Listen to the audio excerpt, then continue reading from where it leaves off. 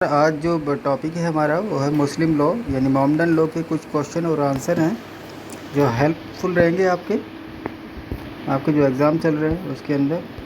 पहला क्वेश्चन है, मुस्लिम विधि की प्रमुख विचारधाराओं की विवेचना कीजिए एवं शिया एवं सुन्नी विचारधारा में मौलिक अंतर कीजिए।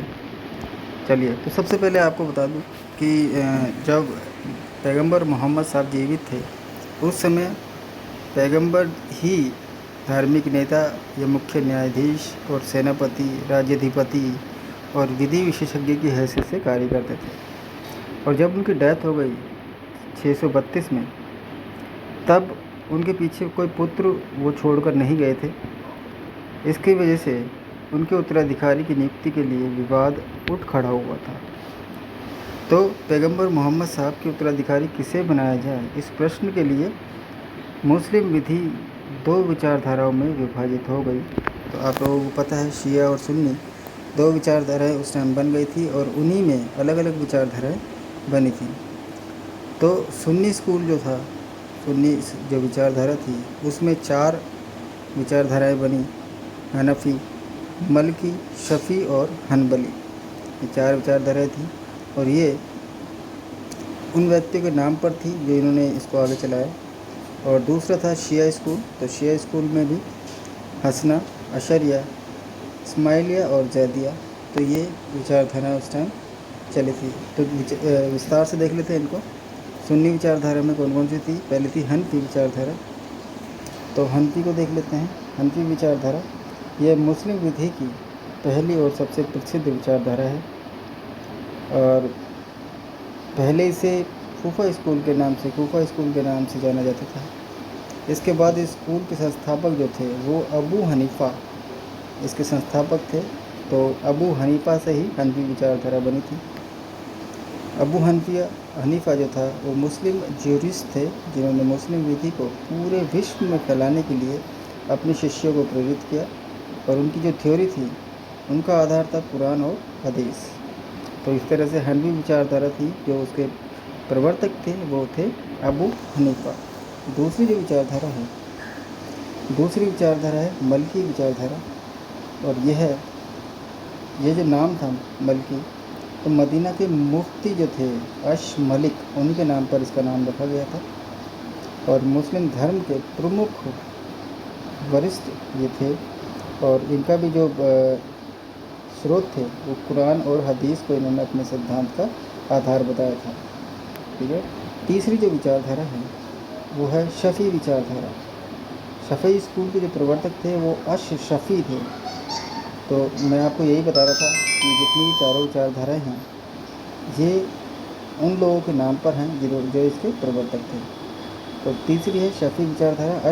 अश शफ़ी इसके विचारक थे और ये भी कुरान के बाद सुन्ना की विधि को स्रोत मानते थे। तो कुरान को तो मानते ही मानते थे, साथ में सुन्ना को भी ये अपना विधि का स्रोत मानते थे। इसलिए इनको सुन्नत का खिताब मिला। इस संप्रदाय में इजमा को अत्यधिक महत्वपूर्ण बताया। तो इजमा जो स्रोत था, इजमा को भी उन्होंने महत्वपूर्ण बताया। चौथा है हनफी विचारधारा। इस विचारधारा के संस्थापक थे अबू हनबल। ठीक है। हनबली जो विचारधारा है इसके अबू हनबली विचारक थे, संस्थापक थे। और ये जो है ये परंपरावादी अधिक और विधिवेता कम थे। मतलब विधि के जानकार कम थे, ये परंपरावादी थे कि परंपरा से जो चलती आ रही है चीज़ें उन्हीं को ज़्यादा बल देते थे ये। इस कारण इन्होंने सुन्ना या हदीस की परंपराओं का प्रयोग अपने सिद्धांतों में अधिक किया। ठीक है। ये चारों थे, ये सुन्नी विचारधारा में आने वाली विचारधारा थी ये। और दूसरी है शिया विचारधारा। शिया जो स्कूल थे, शिया विचारधारा थे, उसमें कौन कौन सी विचारधारा है? तो उसमें 3 विचारधारा हैं। अथना अशरिया विचारधारा पहली। इस संप्रदाय को मानने वाले मोहम्मद साहब के जो 12 इमाम हुए उनके अनुयायी थे। कि मोहम्मद साहब जो थे उनके 12 अनुयायी थे और उनके 12 इमाम थे और उन्हीं के अनुयायी इसे माना करते थे। कट्टर मुसलमान थे और कुरान को हमेशा महत्व देते थे। दूसरा है इस्माइलिया विचारधारा। इस्माइलिया विचारधारा जो 12 इमाम थे उनमें से 7वां जो इमाम था जिसका नाम इस्माइल था, तो उसी के नाम पे विचारधारा चली और उसके जो अनुयायी थे, प्रणेता थे, वो इसे सब इमामी संप्रदाय भी कहते थे। तीसरी है जैदिया विचारधारा। तो इस संप्रदाय के संस्थापक थे वो उन्हीं 12 इमामों में से चौथे जो इमाम थे, जैद इनका नाम था, तो उन्हीं के नाम पर ये पड़ा जैदिया विचारधारा। ठीक है। वे शिया और सुन्नी दोनों धर्मावलंबी हैं और मूलतः यमन में पाए जाते हैं। यमन में ज़्यादा इसका जोर है।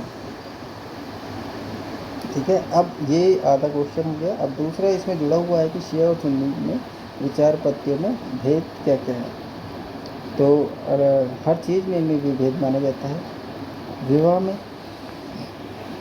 शिया संप्रदाय के मुता और स्थायी विवाह वैध है, क्योंकि मुता जो विवाह है और अस्थायी अगर विवाह होता है तो वह भी शिया में मान्य होता है।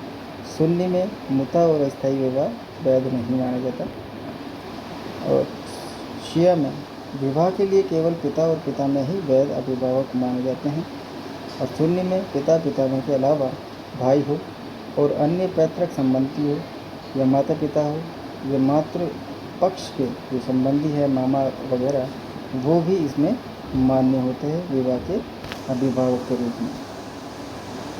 नेक्स्ट इसमें है विवाह के लिए कि विवाह विच्छेद के लिए 2 गवाहों की आवश्यकता पड़ती है शिया विधि में, जबकि विवाह के समय गवाहों की उपस्थिति आवश्यक नहीं होती।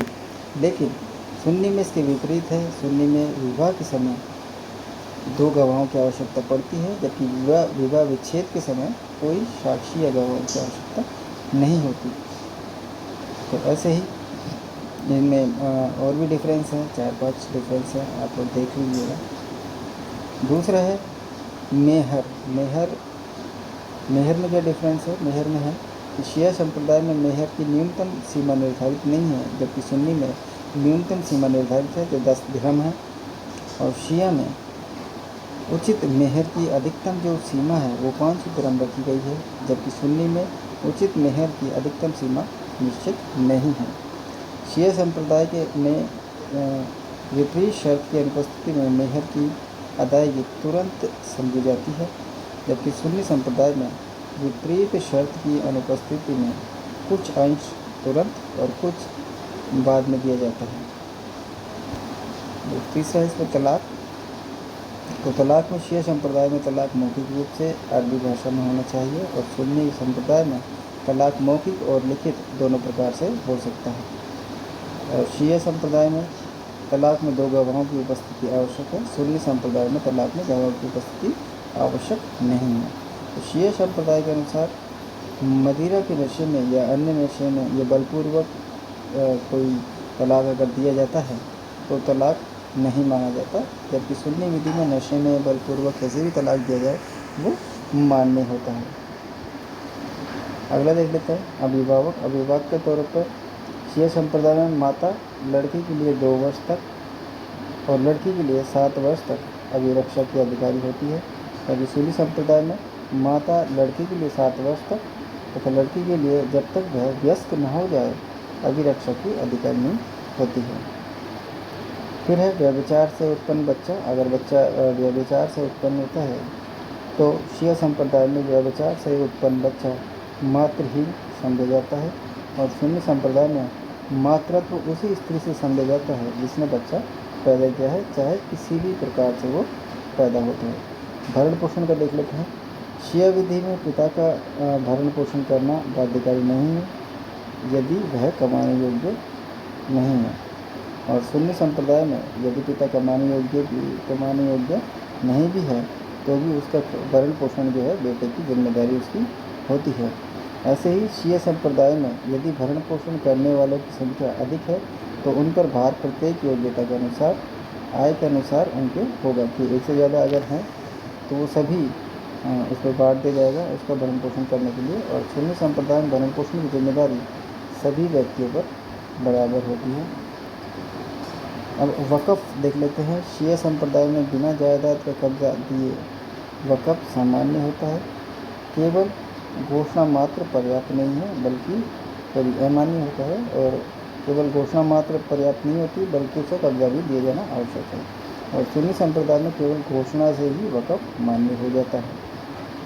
फिर है दान।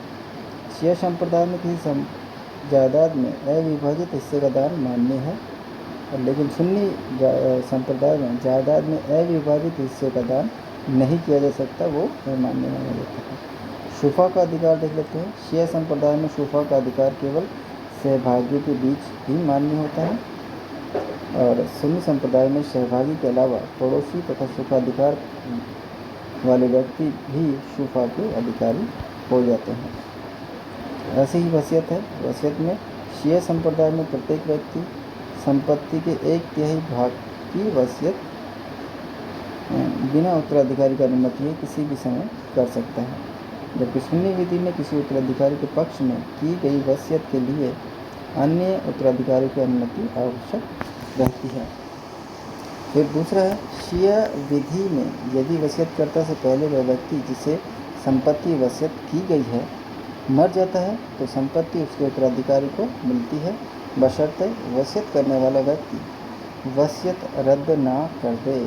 यानी कि वो व्यक्ति जिसे वसीयत की गई है अगर वो मर जाता है तो उसकी संपत्ति उसके जो उत्तराधिकारी हैं उन्हें प्राप्त होगी।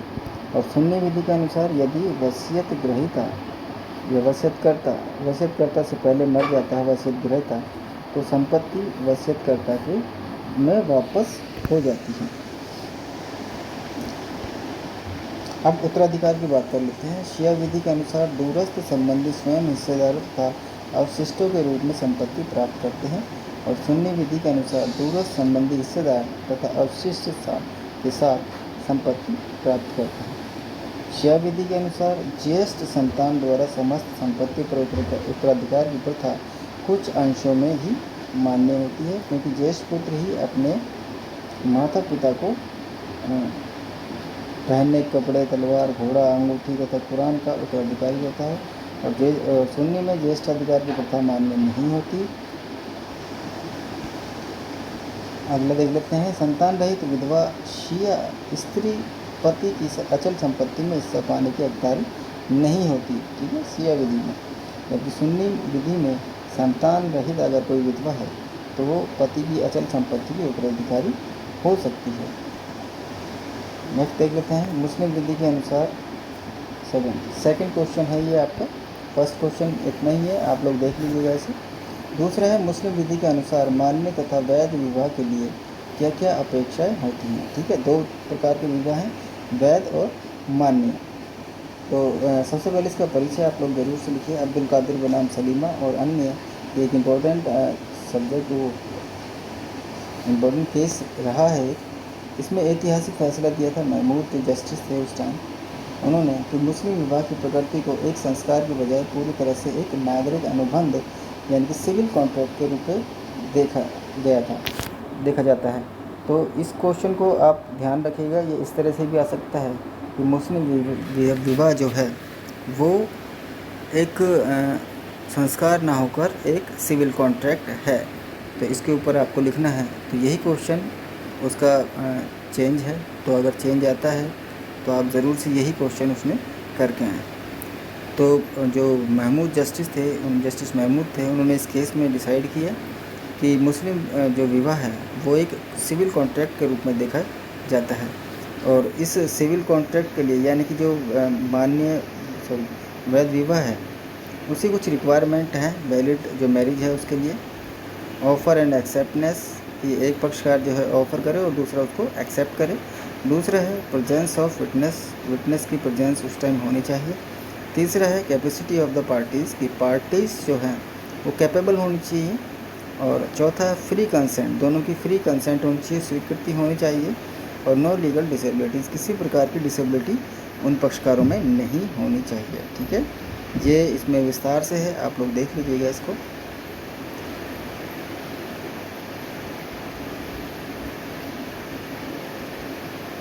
ठीक है,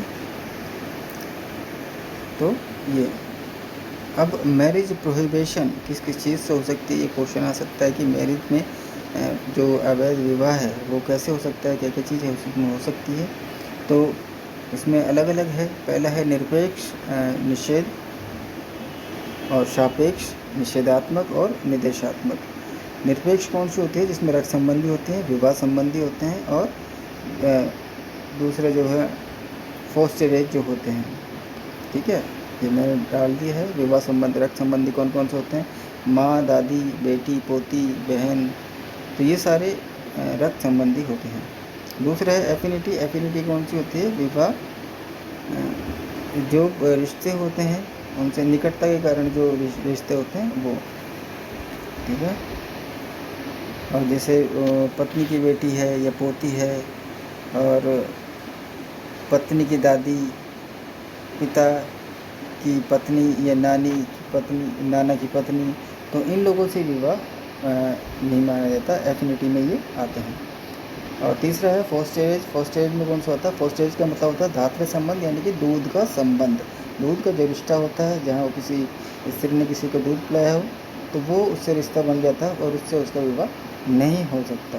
तो ये सारी चीज़ें हैं। कौन कौन होता है इसमें? पालक की माँ, दादी, ठीक है, उसकी पालक की बहन, पुत्री, तो ये सारे इसमें आते हैं। और फिर है इसके बाद चौथा अवैध संयोग। अवैध संयोग का मतलब है कि एक ही समय में इस प्रकार की परस्पर संबंधित दो स्त्रियों से विवाह करना, कि यदि उनमें से एक पुरुष होता तो उनके बीच विवाह अवैध होता। तो इसके लिए एक एग्जाम्पल भी है, जैसे दो बहनों से एक साथ विवाह निषेध नातेदारी के अंतर्गत आता है। इसलिए कोई मुसलमान अपनी पत्नी के जीवन काल में उसकी बहन से विवाह नहीं कर सकता। ठीक है। फिर है बहुपत्नी, कि एक व्यक्ति जो है वो एक समय में 4 से अधिक पत्नियां नहीं रख सकता, और अगर उनमें चारों में से कोई पत्नी अगर मर जाती है या चली जाती है या डिवोर्स हो जाता है, उसके बाद ही वो विवाह कर सकता है। अगर 4 पत्नियां पहले से ऑलरेडी हैं तो 5वीं स्त्री से विवाह नहीं कर सकता। और गवाहों की अनुपस्थिति नहीं होनी चाहिए, गवाह उसमें उपस्थित होने चाहिए। 2 साक्षी गवाह होने चाहिए, या तो 2 साक्षी हों, अगर पुरुष हैं तो 2 पुरुष होने चाहिए, और यदि स्त्री हो तो एक स्त्री एक पुरुष उसमें होना चाहिए। धर्म से भिन्नता नहीं होनी चाहिए, केवल मुसलमानों के बीच में ही विवाह हो सकता है। इद्दत की अवधि में विवाह नहीं मान्य नहीं है। इद्दत का मतलब होता है कि एक प्रतीक्षा की अवधि होती है, जब किसी स्त्री की तलाक हो जाता है या उसका पति का देहांत हो जाता है, उसके बाद कुछ निश्चित समय उसे अकेले में गुजारना पड़ता है। उस समय में वो अन्य पुरुष से विवाह नहीं कर सकता।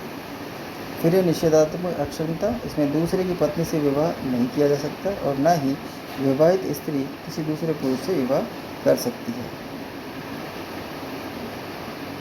फिर है निर्देशित अक्षमता। इसमें गर्भवती महिला से शादी नहीं कर सकते, तलाक का निषेध है, और तीर्थ यात्रा के दौरान विवाह नहीं कर सकते, और बीमार व्यक्ति से विवाह, जो ऐसे रोग से पीड़ित होता है, घातक रोग की संभावना जिसको होती है, उससे विवाह करना अवैध माना जाता है।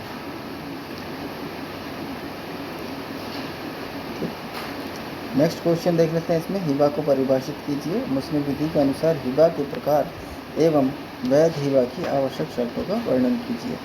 तो हिबा आपको बता दूं 2 प्रकार के हिबा होते हैं, जीवित दशा में हिबा और वसीयत के द्वारा हिबा।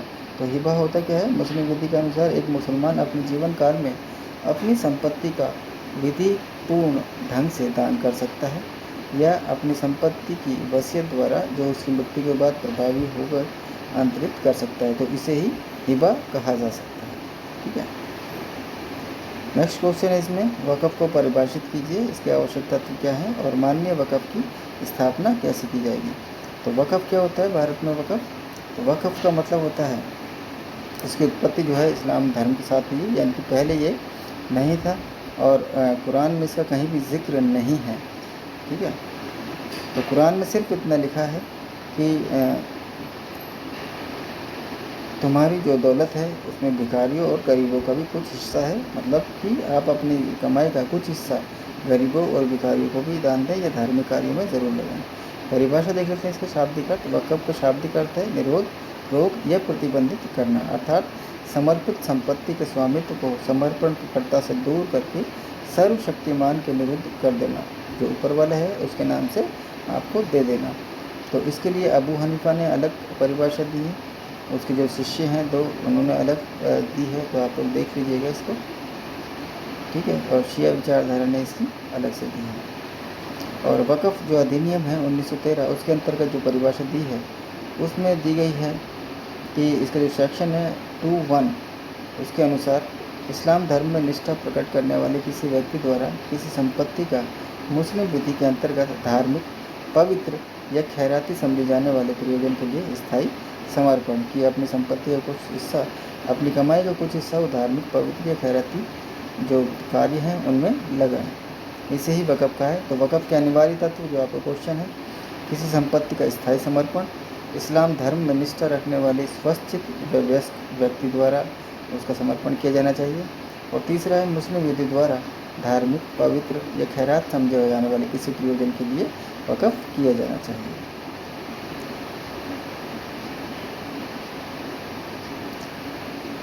अब है वक़्फ़ कैसे किया जाता है। तो वक़्फ़ करने की रीतियाँ हैं, जीवित लोगों के बीच किसी कार्य के द्वारा, वसीयत के द्वारा, मृत्यु, रोग यानी मर्जुल मौत के दौरान, और स्मरणातीत उपयोग के द्वारा, ठीक है। इसमें जो इम्पोर्टेंट चीज़ है वो आप लोग यही है, आप लोग इनको देख लीजिएगा, मैं धीरे धीरे चला रहा हूँ, आप लोग स्क्रीनशॉट से इसको बाद में देख लेना, ठीक है। जीवित लोगों के बीच से तात्पर्य वसीयत द्वारा वक़्फ़, मर्जुल मौत।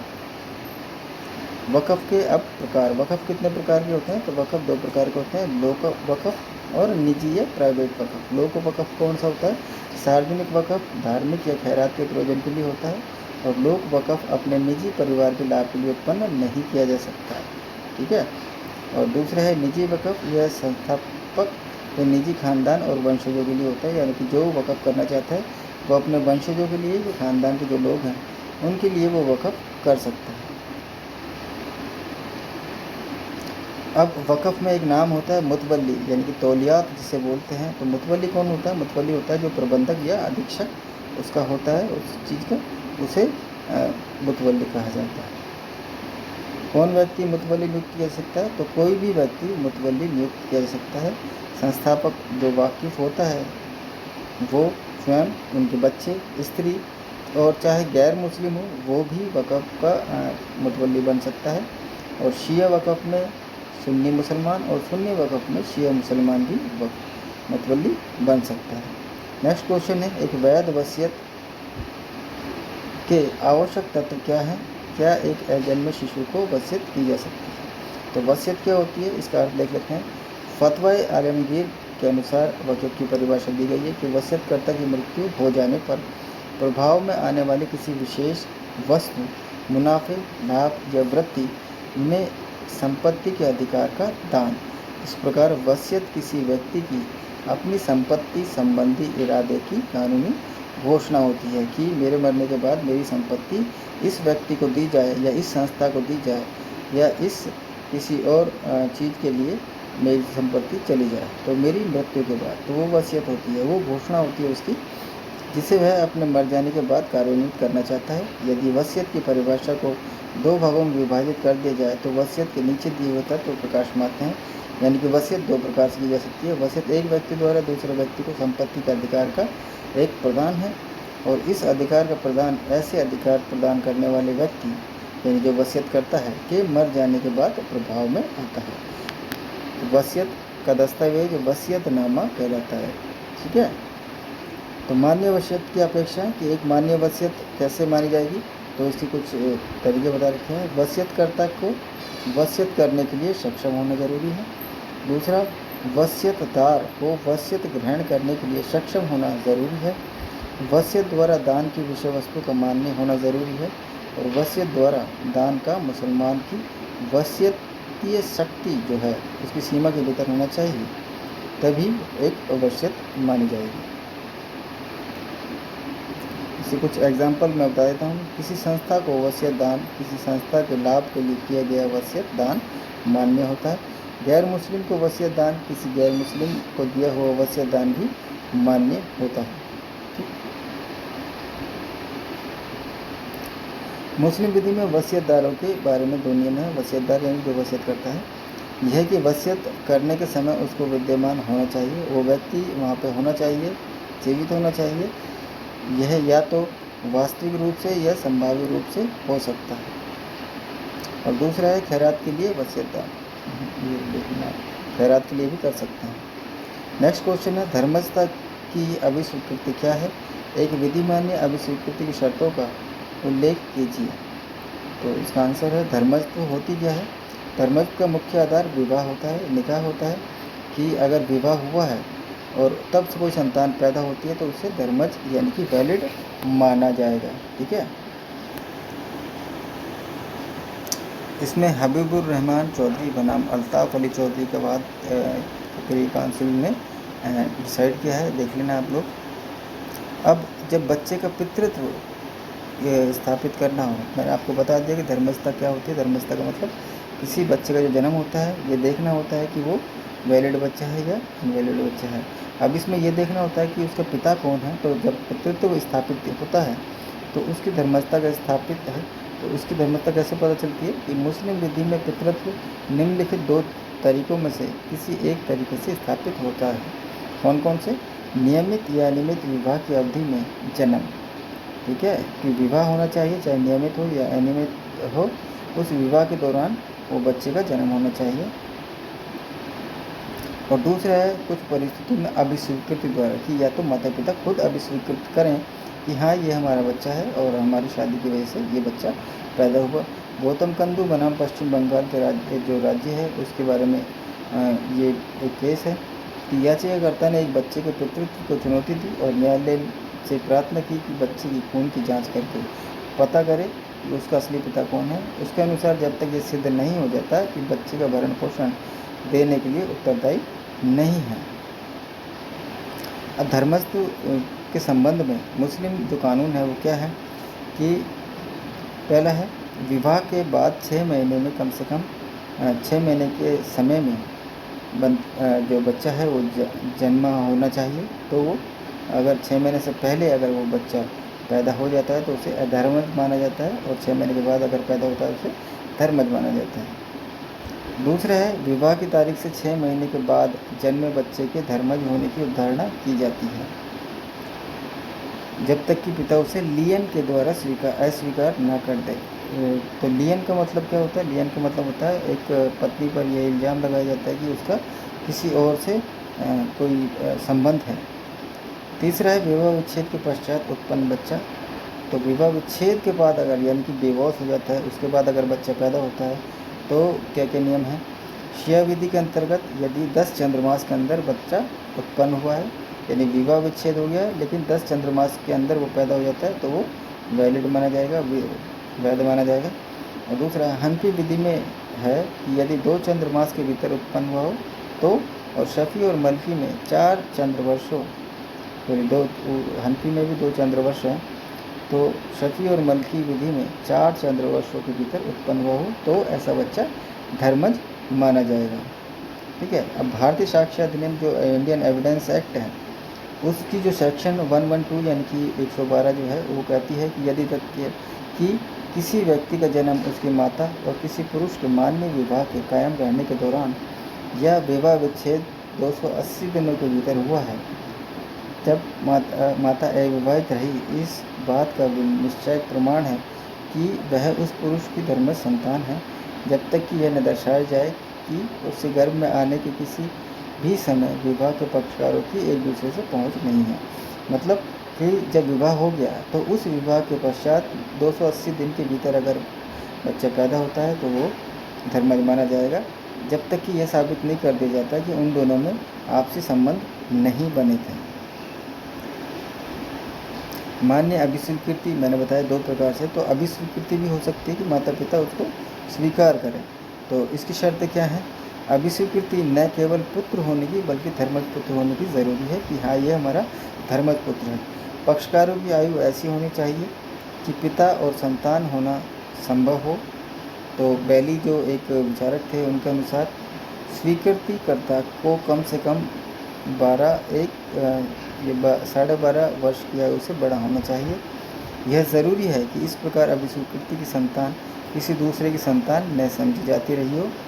और चौथा है यदि वह संतान वयस्क हो तो यह ज़रूरी है कि अभिस्वीकृति की पुष्टि करे और उसे स्वीकार कर्म।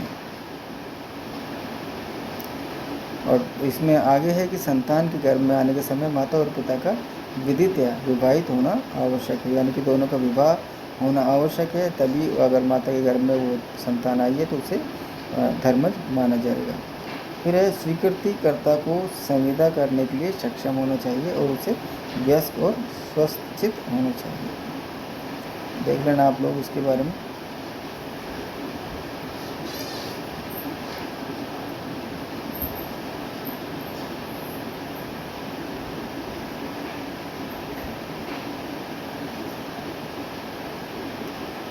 चलिए, अब इसमें एक नाम है मर्ज उल मौत। मर्ज उल मौत क्या होता है कि ऐसा मर्ज, ऐसी बीमारी जिससे मौत होने की संभावना होती है, उसे मर्ज उल मौत कहा जाता है। ठीक है, इसके बारे में हजरत बीवी बनाम गुलाब ज़फ़ार का वाद है कलकत्ता उच्च न्यायालय का, जिसमें मर्जुल मौत के बारे में बताया है कि दान के समय दाता ऐसे रोग से पीड़ित हो जो उसकी मृत्यु का तात्कालिक कारण हो। तो ये केस था दान का, उसके बारे में था। तो रोग की प्रकृति और लक्षण ऐसी हो जो रोगी के चित्त में विश्वास उत्पन्न करे कि उसकी द्वारा मृत्यु हो जाएगी, यानी कि मरीज जो है उसे पता होना चाहिए कि मेरे पास मुझे ऐसा रोग है जिसकी वजह से मेरी मृत्यु हो जाएगी, तो उसे मर्जुल मौत कहा जाता है। तो इसके अगर आवश्यक तत्व की बात करें तो यही है कि मृत्यु रोग होना चाहिए और रोग जो है वो गंभीर होना चाहिए और उससे रोगी को मृत्यु की आशंका होनी चाहिए। अब एक और इसमें क्वेश्चन आपकी शॉर्ट टिप्पणी में आ सकता है कि ख्यार उल बुलुग यानी वयस्कता का विकल्प क्या है। तो इसका मतलब है कि ऐसा लड़का या लड़की जिसकी विवाह की संविदा अभिभावक द्वारा की गई है, यानी कि जो उसका कॉन्ट्रैक्ट था शादी का वो उसके माता पिता ने की हो, बच्चों की माता पिता ने, और जब वो व्यस्तता प्राप्त कर लेते हैं तब विवाह की अस्वीकृति या पुष्टि करने का अधिकार वो रखते हैं। इसे ही ख्यार उल बुलुग कहा जाता है। ठीक है, ये कुछ क्वेश्चन थे, आप लोग देख लेना इनको। और तो ख्यार उल बुलुग की मैंने आपको बता दिया, तत्व बता दिया है कि विवाह कम से कम 15 वर्ष से पहले हुआ हो और जब वो 18 वर्ष की आय से पहले विवाह को अस्वीकार वो लोग कर दें और विवाह पूर्ण अवस्था को प्राप्त नहीं हुआ हो। ठीक है, तो ये कुछ क्वेश्चन हैं, आप इनको देखिए ज़रूर जाइए और डेफिनेटली इनमें से आपके लिए क्वेश्चन आएंगे।